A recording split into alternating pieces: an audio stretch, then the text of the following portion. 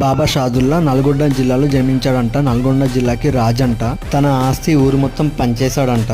అయితే ఒకప్పుడు వర్షాలు పడక ఊరు మొత్తం కరువు ఏర్పడిందంట.